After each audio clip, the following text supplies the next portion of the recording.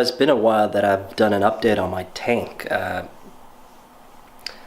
Everything has been like doing okay since the kind of caulk water overdose thing, and everything is just coming back to life. And yeah, well, there wasn't really much loss in the overdose thing. It was just basically one coral, one fish. That's it. But everything has been doing pretty nicely. Everything is just thriving nicely, and I just added this guy here yesterday. It's a cleaner wrasse. It's pretty nice, active fish. It swims around. I know the tank is pretty overstocked, but plans are to actually make this thing bigger sooner than later. And yeah, my bubble algae has still been doing a little bit of fragging for me. This purple guy over here, yeah, that one's not doing so well. I don't know why. I think it's because either the mushrooms here or the anemone is stinging it, and it's kind of just receding. But I'm not really sure what I'm going to be doing with that issue.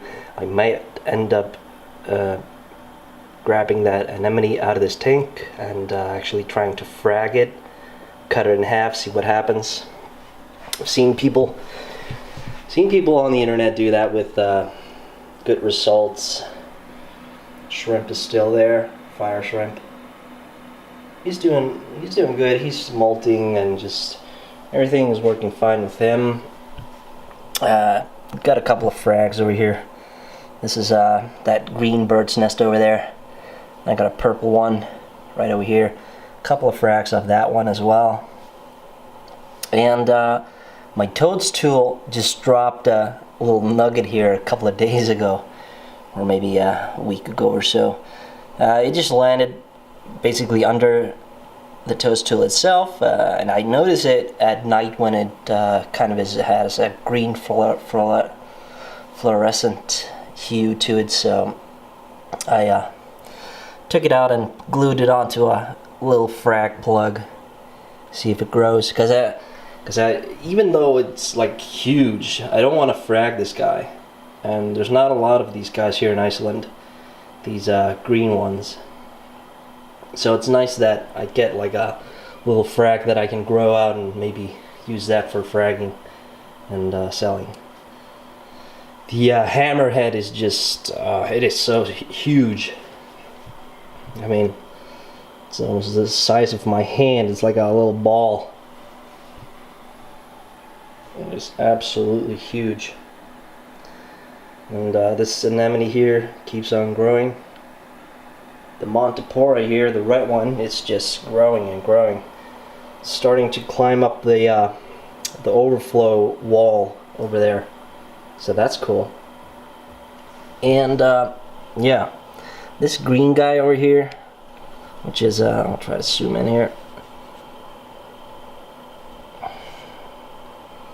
This guy right here, he's still deciding if he's gonna die or not. He's been doing that for almost 3 years now.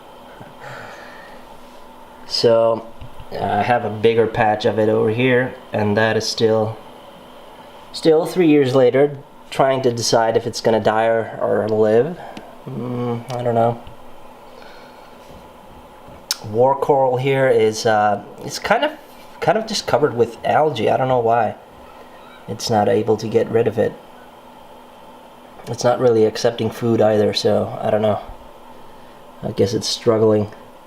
Having a little bit of a bubble algae issue, as you can see here under the toadstool, but I did address that with adding an emerald crab.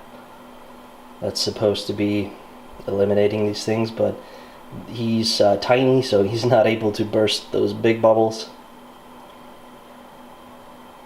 so I'll have to do that manually. But it's not a sure thing that they actually do pop these things or eat them. Now this green one green Montipora here, he's getting a little bit of a sting from my hammer here. So,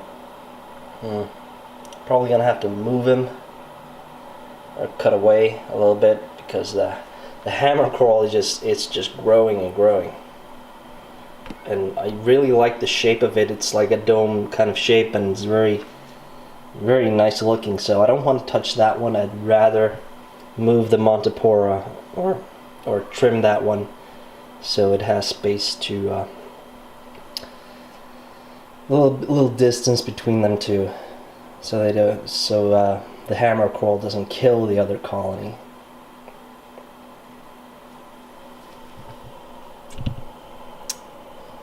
We also got down here just a little mix of things. Got that purple Montipora there as well. It's in a couple of places, been broken out here or there. There's actually a little piece that has been like consumed by my toadstool here, which is still alive. It's not getting a lot of light, but it's holding on.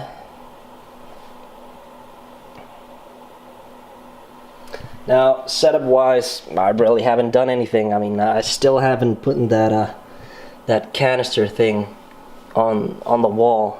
I don't know why. Lazy, I guess. I'm always trying to find a valve for this thing here, but I don't know, it just seems harder than you would think to get this kind of valve without spending a bunch of money on it. And yes, I do have some issues with my throat. I don't know what's going on. I sound like a sailor that's been drinking whiskey for 40 years. I don't know. It's just the usual. Now, the frag tank has actually been doing pretty nice. I've actually started to use it as a quarantine tank, like it was kind of intended for a quarantine tank, and then it is also just a frag tank. Added a couple of 8 cans. Now, the one on the left is supposed to be a rainbow 8 can. It's starting to show those red colors. Pretty nice looking. The other one is green. It's got some funky little polyps on there as well. And I also got yesterday. Sorry. Yesterday I also got myself a Recordia. It's going to be interesting to see how that one develops, the colors. I also added like a little frag rack. So I got like 2 purple Montiporas over here, red one, and a bunch of green ones. Behind there's a little hammerhead, tiny little piece of that guy, and yeah, that toxic green trumpet coral, candy cane, and green Montipora. It's not really showing much colors right here. These lights aren't as good as the other ones that I have on my main display. And here we got the green bird's nest.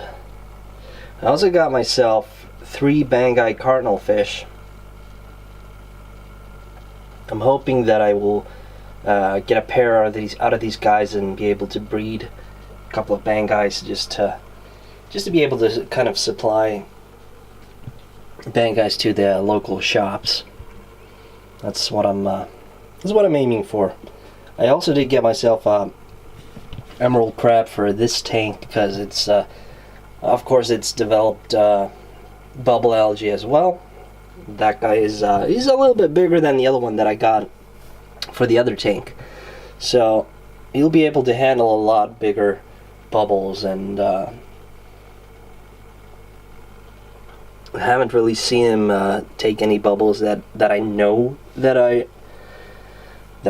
are located in some places. So I'm just still, I mean, he's only been in there for like 12-15 hours or so. So time will tell if he's able to clear out the bubble algae here. So yeah. Still rocking the Ghetto auto top off thing here. I did reduce the amount of Kato algae because it just overran the tank and got everywhere in between the frags, and it's just a hassle. So that's how my aquariums are doing right now. Right now my plans are just keep going steady the way that I'm going right now. Like I said, I'm gonna try to get a pair out of those Banggai cardinal fish and see how that goes.